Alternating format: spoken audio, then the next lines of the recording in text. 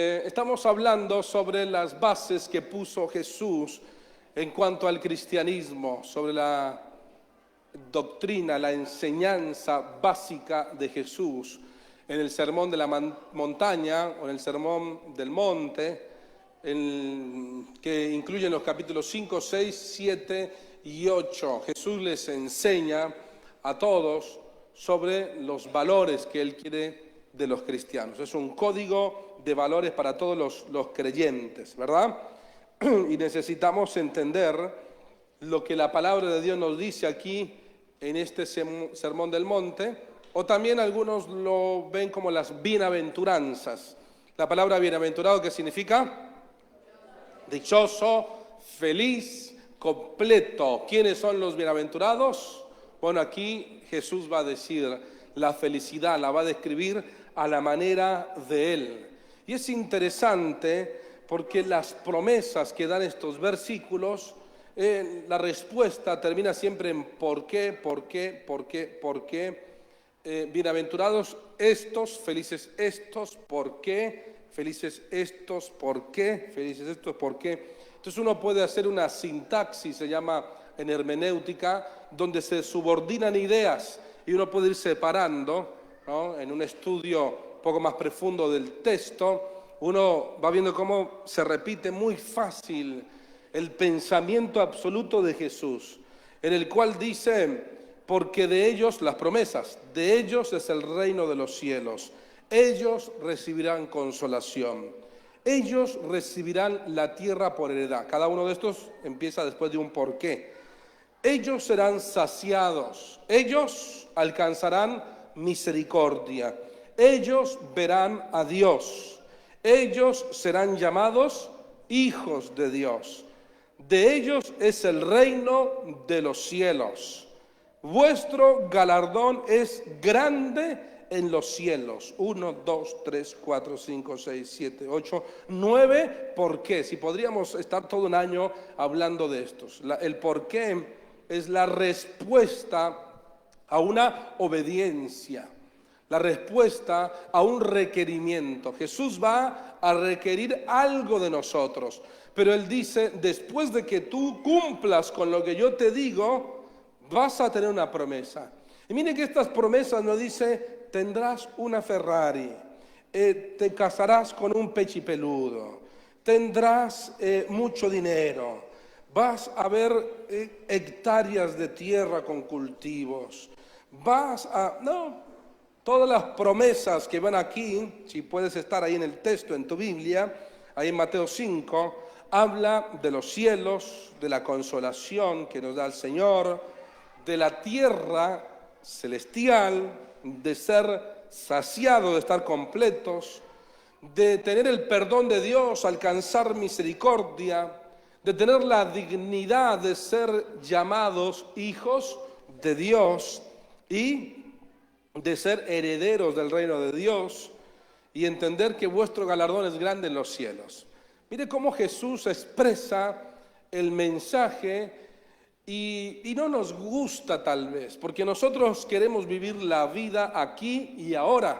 Aún hay una clase de doctrina, una clase del Evangelio, que está enfocada solamente en el aquí y en el ahora, y nos olvidamos del después. Tenemos la vida al hoy. Había una gente en Corinto, en la iglesia de Corinto, que decía: comamos y bebamos que mañana moriremos. Es como las frases populares que se dicen hoy en día: disfrutemos hoy porque mañana, qué sé yo, nos podemos morir. La vida es un carnaval, decía una canción, ¿no? ¿Era cubana o puertorriqueña? Cubana, ¿no? La vida es un carnaval. No, hay que vivir la vida. La vida es la vida no es ninguna hay una vida después de la muerte.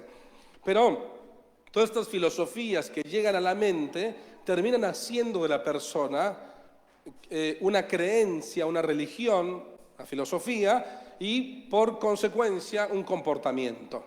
Entonces la gente piensa que en la vida sexual está todo, que en la vida de la música o del alcohol está todo, que el reír y el buscar las cosas de este mundo, de los vicios, es todo. Pero Jesús nos enseña que no es así, que tienes que pensar que hay una vida eterna y que hay un reino de los cielos y que vas a tener bendiciones consecuentes a cómo te comportes, que tienes que pensar un poco más allá de las narices, más allá de tu aquí y ahora y decir, a ver, ¿estoy haciendo tesoros en el cielo? ¿Soy heredero de la tierra prometida? ¿Estaré en el reino de Dios? ¿Recibiré la consolación? ¿Será que un día cuando muera alcanzaré misericordia? ¿O simplemente yo estoy buscando otra clase de vida? Bueno, ahí en Mateo 5 estuvimos viendo el miércoles pasado, que puedes encontrar la prédica en Facebook, y ya estamos trabajando para subirlas todas con título y en orden al YouTube, para que estén mejor organizadas.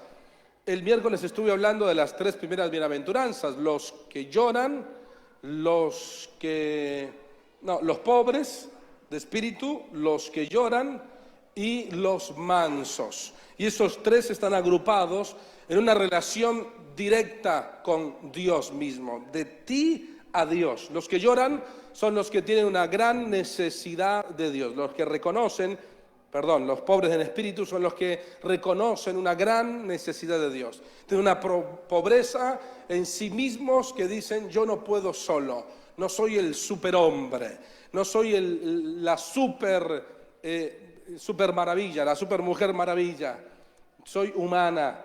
Y Dios ha venido a mi corazón para ayudarme. Y yo reconozco que necesito su ayuda, su mano, que nuestra familia vaya de la mano del Señor, porque no podemos. Entonces ellos son los que se consideran pobres de espíritu. Después vimos los que lloraban, que son los que lloran por 2 razones. Principalmente por sus pecados, porque se arrepienten, porque saben que lastiman a Dios. No solamente que lastiman su propia vida y a los demás, sino que han aprendido a entender que el pecado lastima a Dios, nos aleja de Dios, entristece al Espíritu Santo. Amén. Entonces lloran en su corazón, en su vida, diciendo, Señor, yo estoy haciendo mal. ¿Y saben por qué pueden llorar? Porque tienen una vida del Espíritu, una vida de comunión con Dios.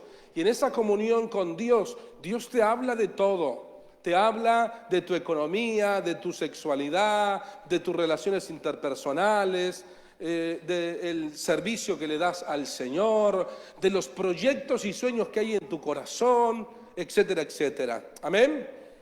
Ahí ves en oración y Dios te habla y te dice, mira, aquí está cerrando, y lloras en la presencia de Dios diciéndole a Dios, cambia esto en mi vida, saca aquello, te pido perdón. Pero también llora porque los otros han pecado, porque los otros están lejos de Dios, porque se apartaron de Jesús, y como Jeremías lloran por el pueblo, como Nehemías, amén, lloran por los demás para que vengan a los pies del Señor, porque saben ellos que Dios no quiere que ninguno perezca, sino que toda tu familia y todos los hombres vengan ¿a qué? Si son aquellos que le han dado las riendas de su vida a Dios, que todos los días le dicen, Dios, toma el timón de mi barca, donde está mi familia, toma el control de mi trabajo, de mi empresa o del lugar donde yo estoy trabajando, toma el control de mis sentimientos, toma las riendas de mis emociones. Amén. Bienaventurados los mansos, los que le han dado el control a Dios, los que le han dicho, tú eres el maestro y tú eres digno de tener mi vida.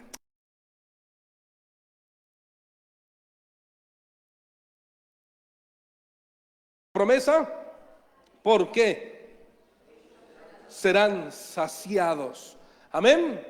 Los que tienen hambre y sed de justicia, versículo 7, los misericordiosos, porque ellos alcanzarán misericordia. Los pacificadores, porque ellos serán llamados hijos, ¿tienen su Biblia?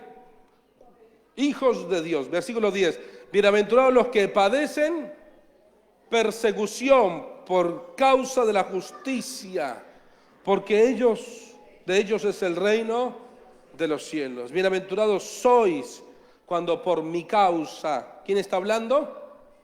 ¿La causa de quién?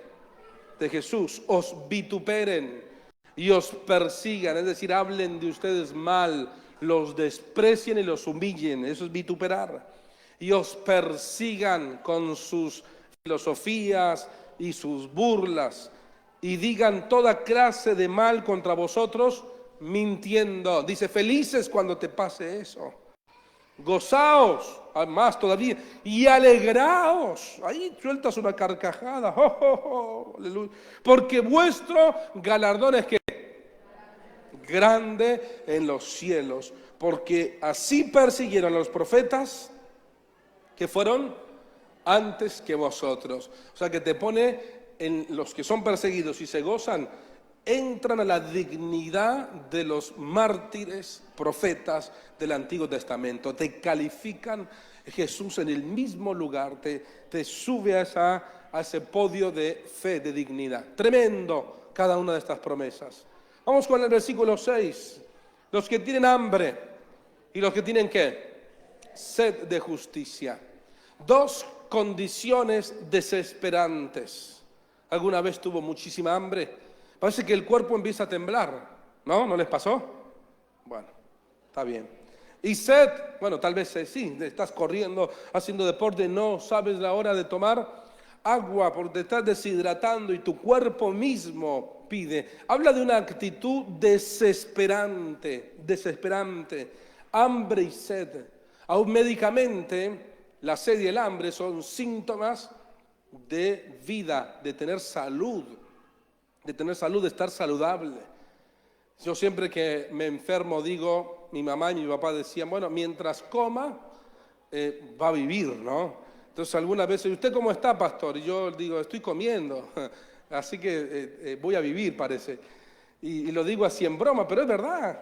Cuando ya el pastor lleve varios días que no come, hermano, ustedes empiecen a buscar otro pastor, ¿no? Si Señor te lo entregamos, que venga otro para continuar lo que tú has puesto en la iglesia. Espero que no, hasta que el Señor quiera. Pero es síntoma de tener salud, el hambre y la sed. Pero dicen hambre y sed ¿de qué? Una desesperada búsqueda por justicia, como el hambre y como la sed. Los que tienen hambre y sed, que buscan, que no les importa otra cosa. El que tiene hambre no le importa otra cosa. El que tiene sed, no le puede decir, che, vamos allá y después toma agua. No, yo no puedo más. Che, pero vení a sed. No. El que tiene sed, el que tiene hambre, no tiene otro objetivo más que poder resolver su situación física. Pero aquí Jesús expresa estas dos condiciones diciendo, por la justicia. Y es muy interesante porque habla de la justicia ¿de quién? De Dios. Y la justicia de Dios, en el inglés se traduce esa palabra justicia como integridad. O se traduce justicia, pero el pensamiento americano es integridad. Para nosotros es como un juez con ¿verdad? Con el martillo ahí para dar una sentencia. No sé qué viene a ti cuando escuchas la palabra justicia. La vemos todos los días en los noticieros y nos referimos a las leyes, ¿sí o no? Pero realmente la palabra habla de la voluntad de Dios, del deseo de Dios, de que se cumpla la voluntad de Dios. Dios no nos llamó para que nosotros llevemos la tierra al cielo, sino para que traigamos el cielo a la tierra. En el cielo hay justicia, Dios es justo y perfecto. Y Él está esperando que cada uno de nosotros pidamos a Dios que se haga su justicia. Podríamos pensar en la oración de Jesús, hágase tu voluntad. Eso es justicia. La justicia de Dios es la voluntad de Dios. Primero, en mi vida personal. Tengo hambre y sed de que mi vida responda a los requerimientos de Dios, que sea obediente, que siga sus normas y sus preceptos. Tengo mucha desesperación por conocer la voluntad de Dios y diga conmigo, y por hacer la voluntad de Dios. Amén. La justicia de Dios es amar a Dios. La justicia es reconocer nuestros pecados y hambre para que se haga su voluntad. Amén. Y la pregunta es, ¿tenemos desesperación por la justicia de Dios? ¿Tenemos una hambre, una sed profunda adentro de nosotros para que se haga la voluntad, para descubrir su voluntad y para caminar en el camino estrecho y por donde Dios quiere guiarnos? ¿O ni lo has pensado? Y tal vez vives tu vida en pecado, pero bueno, me congrego. Y aunque puedes venir a la congregación, tú no estás siguiendo la justicia. Hay una desesperación diaria para orar y decirle a Dios, estas palabras que digo, estos pensamientos que tengo, es lo que tú, es tu justicia, es tu verdad, es tu voluntad. Amén. Pero por el otro lado, la justicia de Dios tiene que ver también con llevar el reino a los hombres, a las mujeres que no conocen de Dios, por extender el evangelio. Hambre y sed para que los demás conozcan a Cristo por las misiones, por el evangelismo, por la evangelización de mis vecinos mundial. Desesperación. Y eso nos lleva a juntar recursos con amor, a sembrar con amor. Eso nos lleva a sacar gustos nuestros en nuestro tiempo personal para involucrarnos en la tarea de la iglesia, en el servicio hacia los niños, los adultos, los jóvenes, amén, los adolescentes, y empezamos a negarnos a nosotros mismos por llevar el evangelio a los demás, a salir de la comodidad porque tenemos hambre por la justicia, que la justicia de Dios se haga en los hombres. Y cuando pensamos en esta palabra justicia, vemos como el Señor dice el evangelio de justicia. O cuando se refiere a la justicia hablando de Cristo, es la redención, se refiere a la redención, a la salvación. ¿Tienes hambre por la justicia? ¿Tienes deseo? ¿Te duele tu hermano que no conoce al Señor, que está viviendo lejos en injusticia de Dios? Que el diablo lo ha tomado de manera ilegal y lo tiene en la cárcel, pero que el Señor ha traído palabra para que haya libertad, sanidad libertad a los cautivos, sanidad, amén, apertura de las cárceles, a consolar a los enlutados de corazón, bienaventurados. Entonces aquí uno ve en estas bienaventuranzas lo lejos a veces que estamos de la felicidad a la manera de Dios, lo lejos que estamos. Tengo desesperación por esto. Tengo desesperación por el Señor. Salmo 63:1, David dice, Dios, Dios mío, eres tú. De madrugada te buscaré. ¿Por qué será que buscaba a Dios de madrugada? Sin duda, una actitud de desesperación diciendo que seas el primero en mi vida, en mi día. Seas el primero. Que pueda tener un momento donde sea exclusivo para Dios. No, pastor, yo oro en el colectivo, en el auto de camino al trabajo. Está bien, pero eso no es un tiempo de calidad para Dios. No es tan profundo. Tal vez ahí no vas a poder llorar, ni confesar tus pecados, ni meditar. Dios sin duda no va a poder hablarte claramente o te va a hablar y vas a quedar con dudas porque hay muchos ruidos de pensamientos y de actividades alrededor. Mi alma tiene sed de ti y mi carne te anhela en tierra seca y árida donde no hay aguas. Te anhelamos, te deseamos, Señor.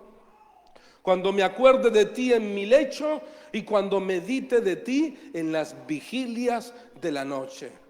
Había desesperación en David porque en su cama, en su lecho, y no habla de dolor, sino ahí, Señor, ahí yo voy a meditar.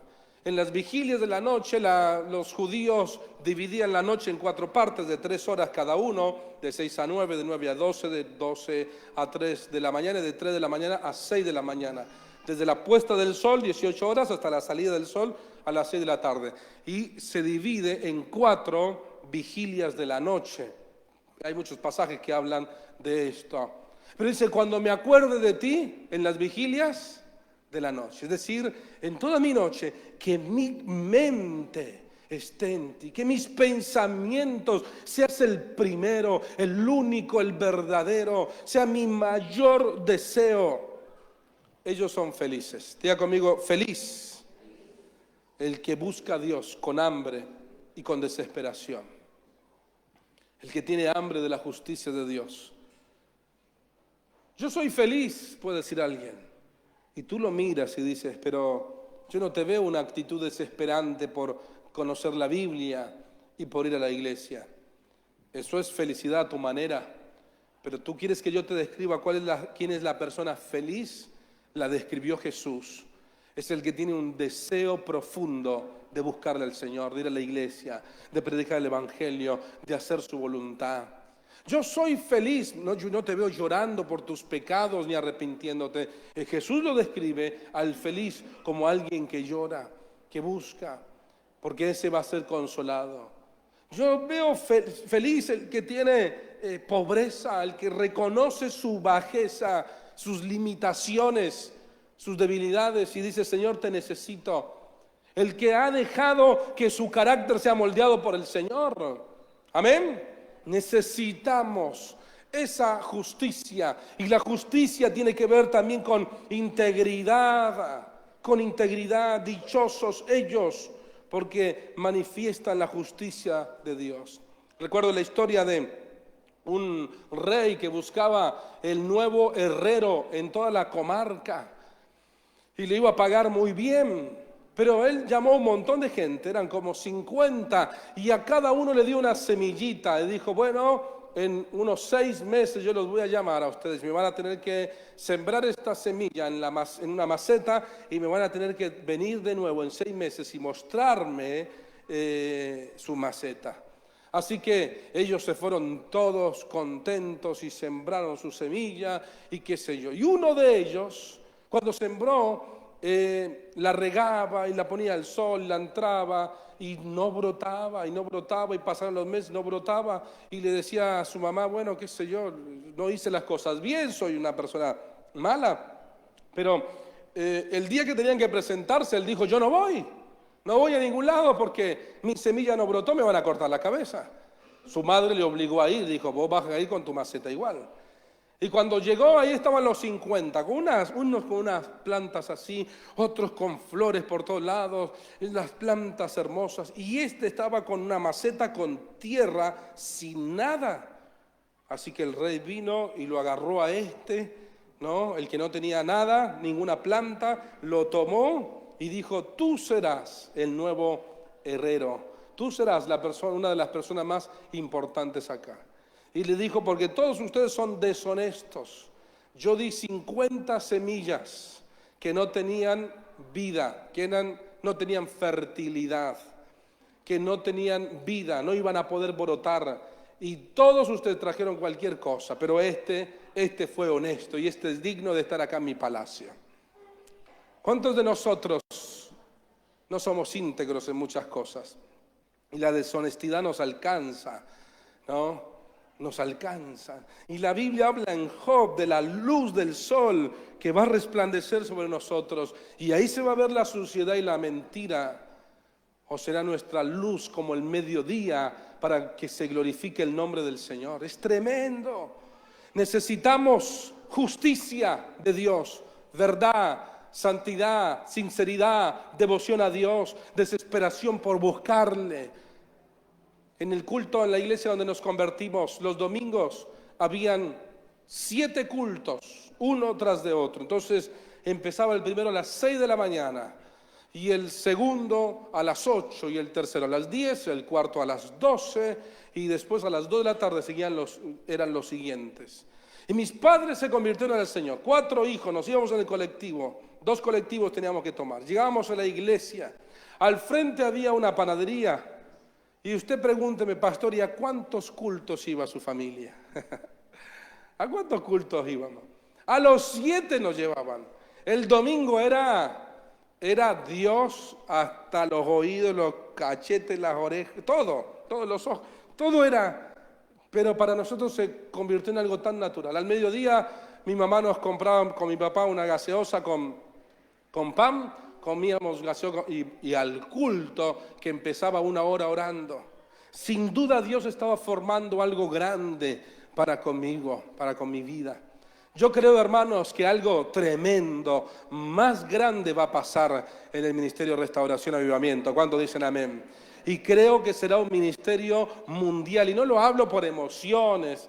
Creo que Dios está formando gente aquí tremenda. Y creo que Dios me ha formado a mí desde muy joven para grandes milagros que están aconteciendo en todo este tiempo y que van a acontecer. Amén.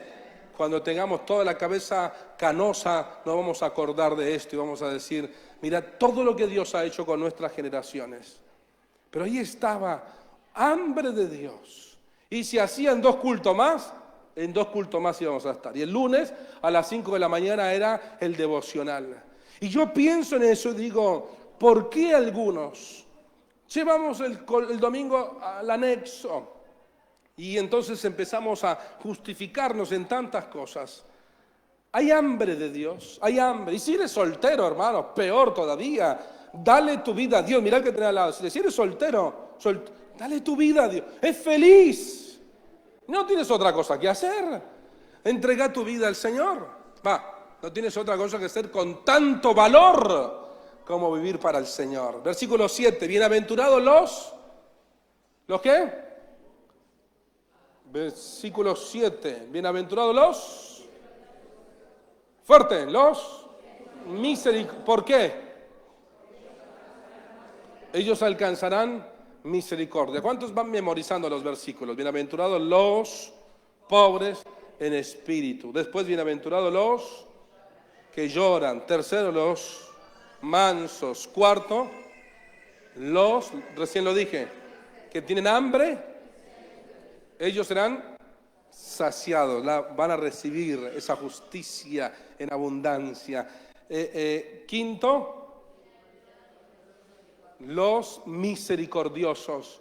Ellos van a alcanzar misericordia. La palabra eleleo, tener misericordia, compasión activa, se refiere a la misericordia. Amor a los necesitados, amor a los pobres, a los desamparados, y no solamente pobres económicamente, a los pobres porque no tienen a Cristo. Hay ricos que son pobres, lo único que tienen es dinero, pero tienen pobreza, el interés hacia los perdidos, la misericordia. Una persona que tiene la misericordia expresa misericordia, no dice yo tengo misericordia, su vida es un reflejo de la misericordia. Algunos se ocupan en su trabajo, en sus proyectos personales, hasta en estudiar la palabra de Dios y en cumplir con los requerimientos de la iglesia.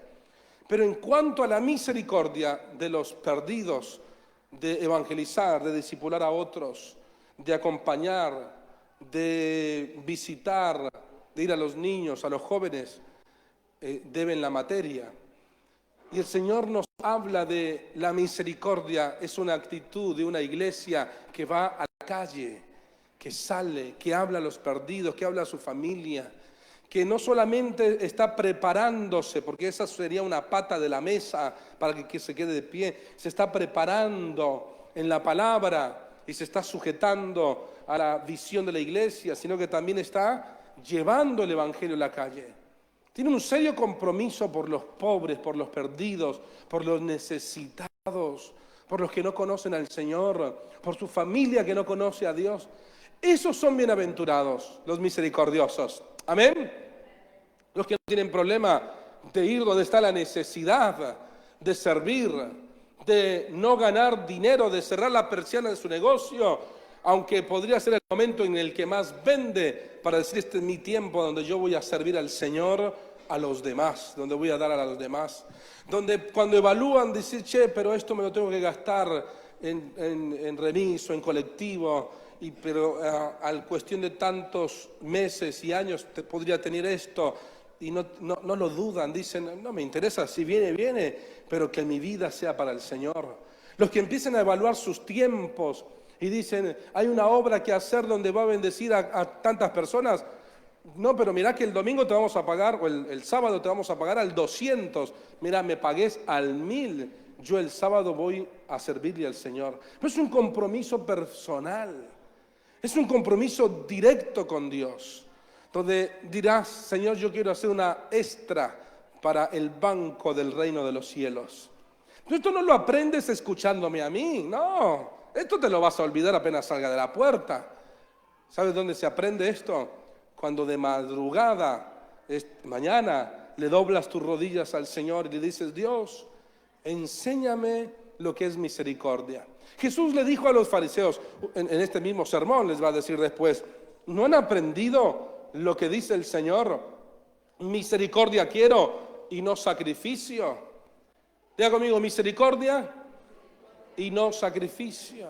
Y a veces, hermanos, hacemos muchos sacrificios que al parecer son buenos, pero en realidad son sacrificios para mí, porque si yo llevo 20 años estudiando la palabra y hago el sacrificio por estudiar, pero no tengo misericordia, ¿de qué me sirve?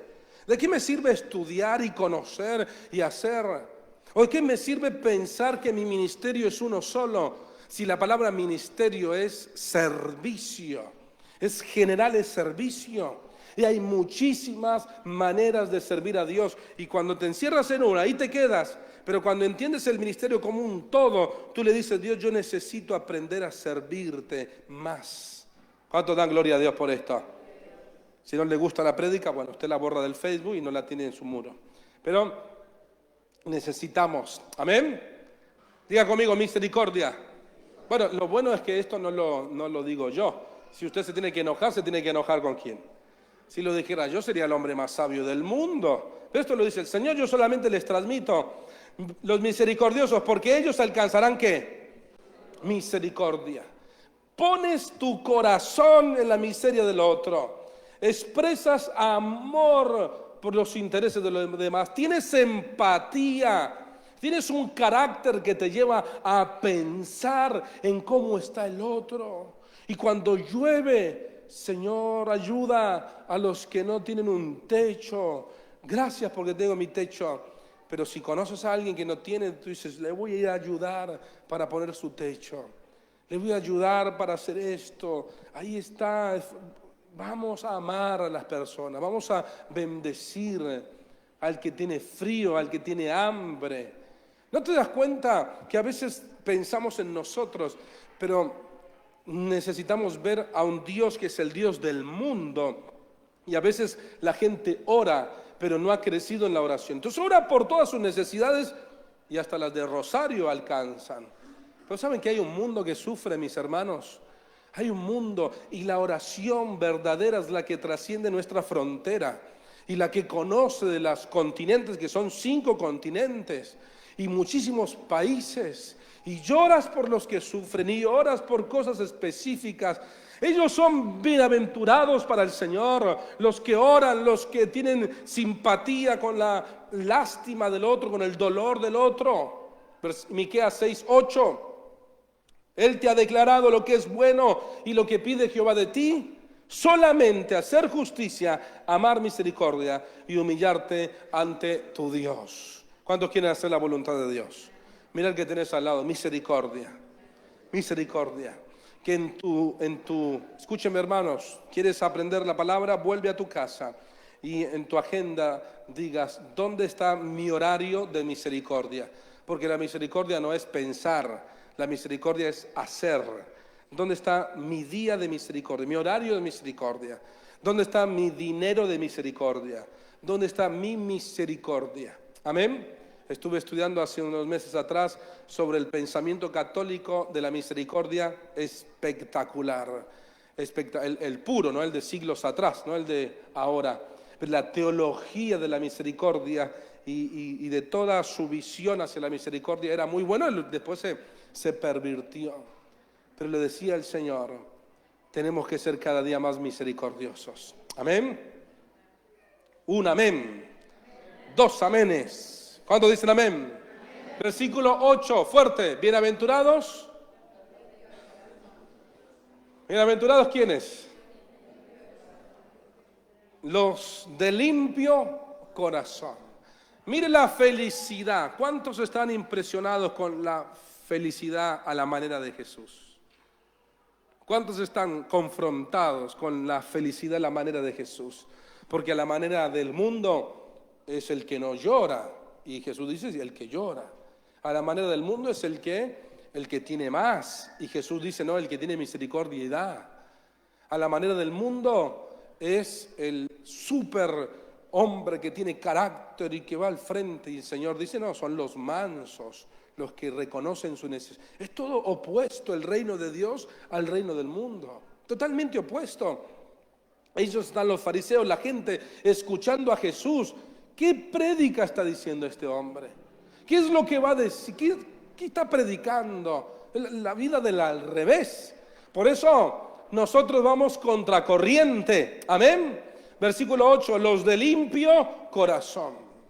Y esto ha confrontado el Señor mi vida hace mucho tiempo. Kataros, la palabra griega, significa sin mancha, limpio, sin contaminación, con pureza ceremonial, pureza ética, pureza interna. Todo habla de el corazón, porque justamente dice los limpios de corazón, que tienen pureza moral, que tienen pureza interna, se desarrolla en el exterior, pero hay pureza. En el corazón están el asiento de los pensamientos, es el asiento de las emociones, de las motivaciones, de la voluntad. Los de limpio corazón, y el corazón está acá. ¿Toques el corazón?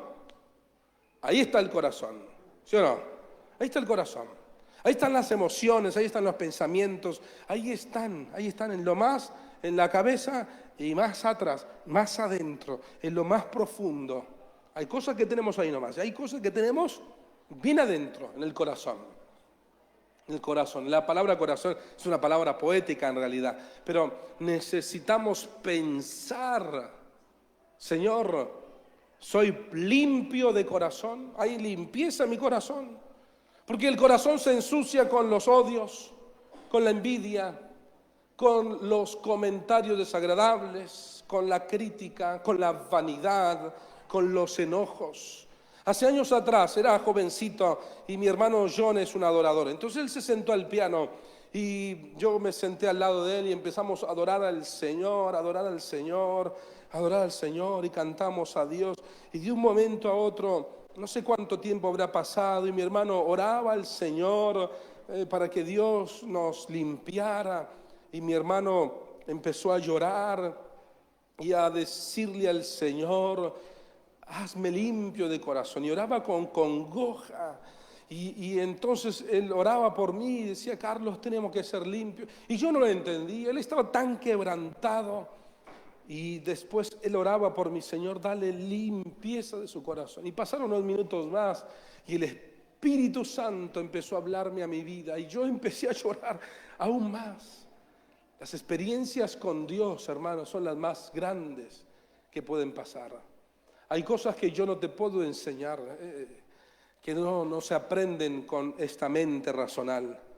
Hay cosas que son tan profundas que necesitas estar de rodillas para recibirlas, que necesitas derramar tus lágrimas y que te limpien tus lágrimas todo para poder recibir lo que viene de Dios. Hay muchas cosas que te estás perdiendo tal vez porque no tienes un tiempo a solas con Dios o no tienes un hermano para orar, tal vez si te falta motivación. Pero lo más profundo de mi vida ha venido después de ver la palabra, pero orarla. Porque yo me sabía de memoria lo de limpio corazón. Entonces Dios me pudo hablar con esa palabra que yo sabía de memoria, pero la pudo sellar. Claro, y ahí empecé a ver que había enojo, que era chismoso, empecé a ver un montón de cosas. Y Dios me decía, Carlos, tú no tienes un corazón limpio, sos un envidioso, hay celos en tu vida.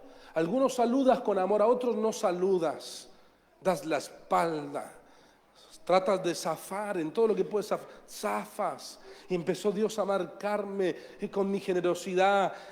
Bienaventurados, dicho sea de paso, ninguno de estos versículos lo puedes entender porque yo te los prediqué. Solamente yo te puedo alentar a entenderlos de alguna manera, pero solo lo puedes vivir cuando vas a la presencia de Dios. Ahí viene la misericordia, el llorar, la mansedumbre. ¿Amén? Son demasiado profundos. Y son demasiado profundos. ¿Y sabe qué hacía Jesús? La Biblia dice que Él escondía la sabiduría, la escondía en los niños, que algunos de los que lo escuchaban no lo entendían, pero de sus discípulos sí lo entendían. Hay mucha sabiduría que tú no entiendes o que yo no entiendo hasta que no vamos a la presencia de Él, porque ahí está escondida y ahí Él nos da todos los tesoros de su sabiduría. Amén. Bueno, los que ensucian su corazón, los limpios de corazón, los que aman a las personas, los que no buscan ser mayores, los que no compiten, los que limpian su corazón, los que examinan si tengo el mínimo enojo y amargura con la otra persona, y si la tengo, ¿por qué la tengo? Porque no me agrada, porque es mejor que yo, me siento menos, porque tengo enojo, porque tengo envidia, etcétera. ¿Por qué no le saludo? ¿Por qué no le abrazo? ¿Por qué me divide? Entonces tengo un corazón, diga conmigo, sucio. El Señor me habló el lunes por un versículo que dice: Él es el que pesa los corazones. ¿Quién es el que pesa los corazones? Dios. Entonces yo veía como un montón de balanzas, de esas pesas antiguas que vos ponés el corazón arriba, y yo dije, este tiene 3 kilos y medio, 800 gramos de corazón.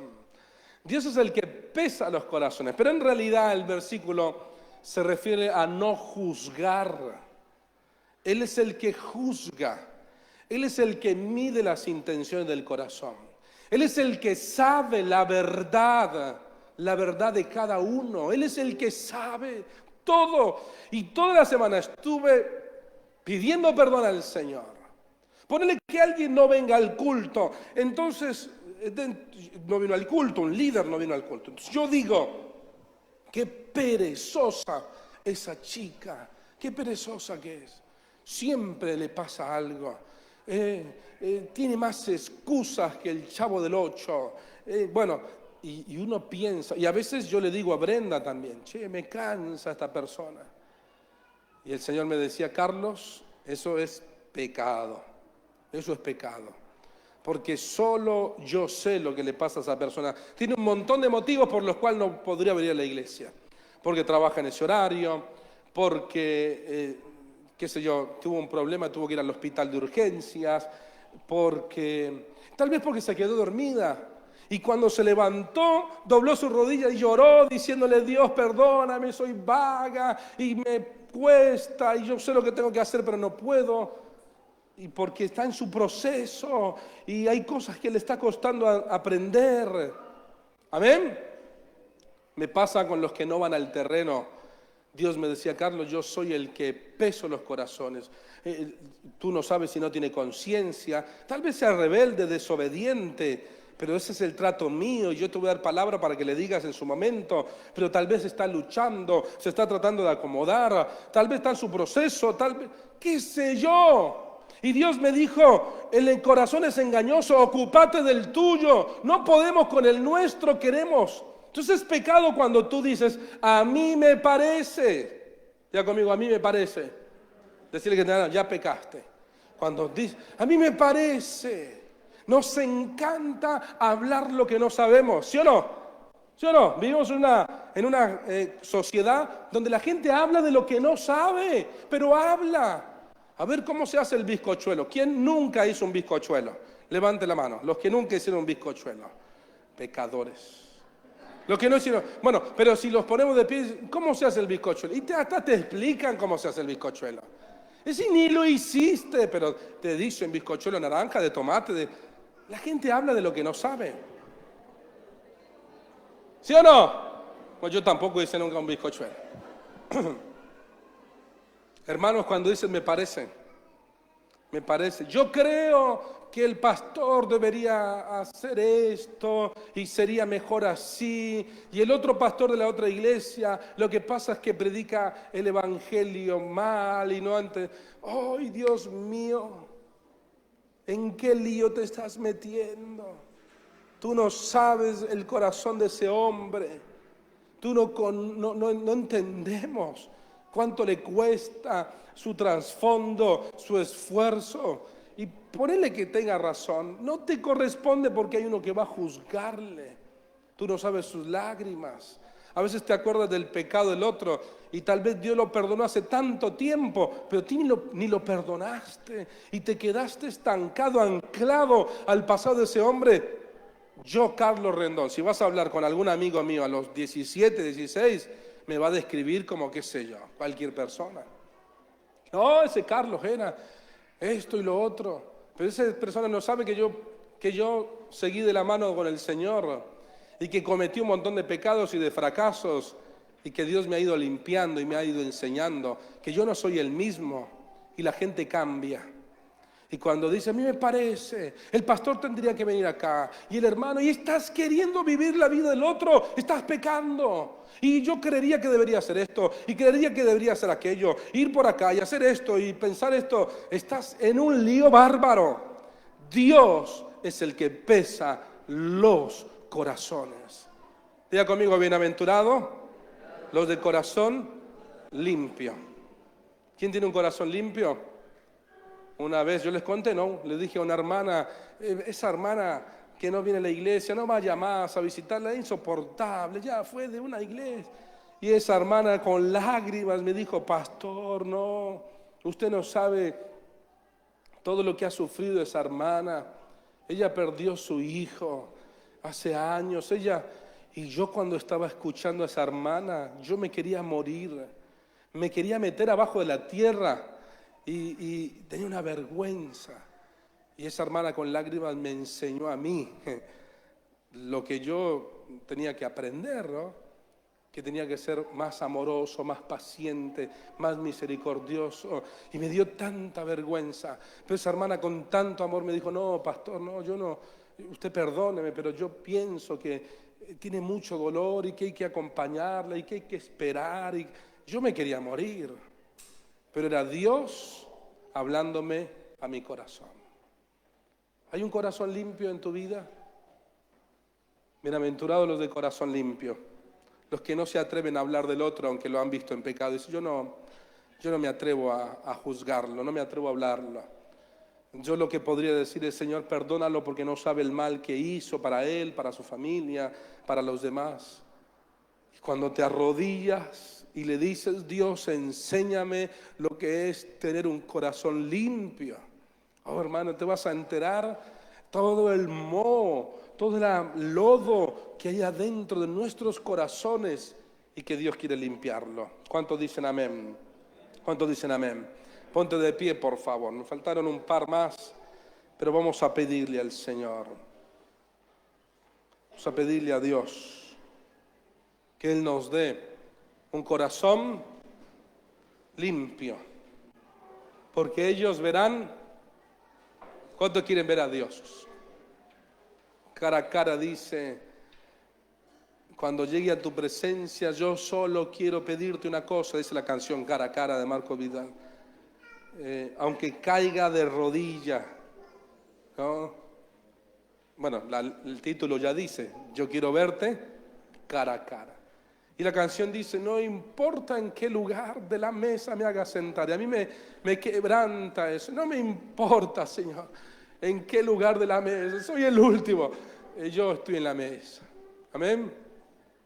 No me interesa esto para entender la cultura, ¿no? Del orgullo que tenemos. No me importa en qué lugar de la mesa me siento. Yo solo te quiero pedir una cosa. Déjame mirarte cara a cara. Aunque caiga derretido en tu mirada. Y dice, cuando esté ahí, que pase mucho tiempo y que nadie diga nada. Solo déjame mirarte cara a cara. Cuando lleguemos al cielo, será lo mejor que nos puede pasar. Y el Señor dice que así va a pasar. Pero solo alcanzarán a ver el rostro de Jesús los de corazón limpio. Los de corazón limpio. He conocido gente tan amorosa, tan pura, que han aprendido con lágrimas de sus errores y después ves que no critican a nadie, que no hablan mal de nadie, que no quieren comentar de nadie, que le dicen a la gente, che, no me gusta, no me corresponde. Yo no quiero opinar de lo que me parece, yo te podría decir, yo muchas veces he pecado. Y muchas veces cuando alguien me dice, pastor, ¿usted qué opina de esto? Y yo opino, empiezo a encontrar un montón de caminos. Digo, me parece que puede ser por esto, puede ser por esto, puede ser por esto, puede ser por esto, puede ser... Y doy un montón de cosas. Y a veces me pongo mal, porque no sé por qué. Y entonces, cuando voy a la presencia del Señor, el Señor me dijo, sos un pavo. Ensuciaste tu corazón, porque vos no tenés que pesar el corazón del otro. ¿Por qué lo hizo? ¿Y por qué cayó en pecado? Y descuidó su vida espiritual, y esto, y estaba en la carne, y lo que pasa es, no sé qué, y lo que pasa es que a mí me parece, y yo creería. El Señor dice, limpia tu corazón, limpia tu corazón. No sea como yo con la hermana, es insoportable, es rebelde, va por todo. No, pastor, no. Tiene mucho dolor el Señor. Solo Dios sabe, me dijo esa hermana, lo que le pasa, porque no puede arrancar. Amén. ¿Cuántos dicen amén? ¿Cuántos quieren un corazón limpio? Bienaventurados, porque ellos verán a Dios. Los misericordiosos. Los misericordiosos. La vida consiste en servir, en dar, en amar, en abrazar. Amén. En eso consiste la vida del Señor, en entregarnos a otros. La vida consiste, hermanos, en tener hambre de justicia, sed de justicia. Inclina tu cabeza ahí donde estás. Tremendo lo que Jesús nos habla esta mañana. Bienaventurados, dijo Jesús, los que tienen hambre y sed de justicia divina, de la justicia de Dios. Hay hambre por la justicia de Dios, para que otros conozcan al Señor, hambre para que tú descubras los tesoros y las riquezas de Dios en ti, las riquezas que tiene Dios en tu vida. Hay hambre de Dios, hay hambre de Dios. Bienaventurados aquellos, aleluya, que tienen desesperación por la presencia de Dios. Desesperación. Ellos serán saciados. Ellos van a hallar la llenura del Espíritu Santo. Ellos van a ser saciados. Ellos van a encontrar. Dios les va a dar de sus riquezas. Dios les va a llenar porque tienen búsqueda, porque tienen hambre. Ellos van a recibir ejercicio de los dones, habilidades sobrenaturales, porque están buscando, porque están leyendo la Biblia, porque están memorizando la palabra, porque están ahí buscando en primer lugar a Dios. Los ministros, las ministras no se forman si no tienen hambre. Es solo cuando tienes hambre y vas a casa y doblas tus rodillas, cuando pasas al altar, doblas tus rodillas. Es solo cuando te reconoces con deseo, con necesidad de Dios, eres saciado, aprendes lo que no se puede aprender en ningún otro lado. Querida varón, mujer que estás acá, Dios conoce, aunque te juzguen mal, aunque tu familia te diga que pierdas el tiempo en la iglesia, que le diste tu vida a la iglesia, que se burlan de ti y te desprecia tu mismo cónyuge, tus hijos te critican y te dicen, te haces la santa, te haces el mejor, te crees más buena, te lastiman como puñaladas al corazón, porque sabes que eres imperfecto, que eres imperfecta, que no eres el mejor, la mejor, pero estás aquí porque anhelas a Dios, anhelas cambiar. Y cuántos se burlan y te critican, pero el Señor te abraza y te consuela y te ama. El Señor sabe por qué estás aquí. El Señor sabe cuánto tú lo amas, cuánto tú lo anhelas. Bienaventurados los misericordiosos, los misericordiosos. Oh, he conocido, Señor, a gente tan misericordiosa, con tanto amor y paciencia conmigo, que me han ayudado tanto. Yo quiero ser como ellos. que están mirando la necesidad para suplirla, que están viendo cómo ayudar, cómo comprometerse, cómo involucrar su vida para darnos una mano, para sostener los brazos. Gracias. Yo quiero ser como mis hermanos que tienen tanta paciencia para con los demás.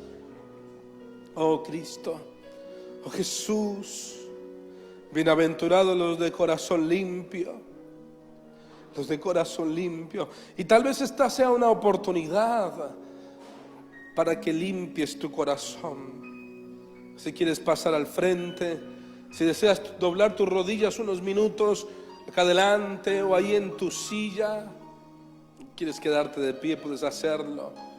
Si dices, pastor, Dios me ha hablado, yo quiero hablar con el Señor, y tal vez eres medio como yo y respondes al llamado del Señor y necesitas venir adelante, necesitas pasar al frente con actitud de humildad, de dependencia, de búsqueda, de fe delante del Señor.